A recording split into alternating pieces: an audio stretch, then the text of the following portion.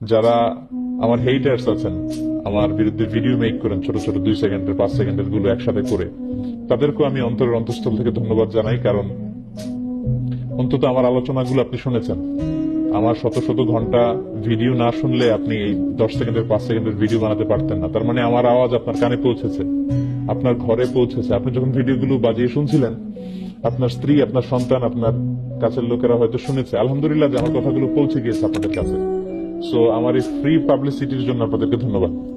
তবে সম্মান দেওয়ার মালিক হচ্ছে আল্লাহ। যারা এই ভিডিওগুলো বানিয়েছেন তাদের প্রতি আমার একটা ছোট্ট অনুরোধ, যে কারোর প্রতি বিদ্বেষী হয়ে এই জাতীয় কাজ যদি আমরা করে থাকি, তাহলে এটা কখনোই সুফল বয়ে আনবে না। যেখানে আমাদের দেশে এত কাদা ছড়াছড়ি, ইসলাম নিয়ে এত বিভাজন, এক এক টিভি চ্যানেলে লোকজন এক এক ধরনের ফতোয়া শুনে বিভ্রান্ত হয় যে এই হুজুর বলে এইটা, ওই হুজুর বলে ওইটা, উনি এই পথে, উনি এই মতে, আমি যাব কোন পথে।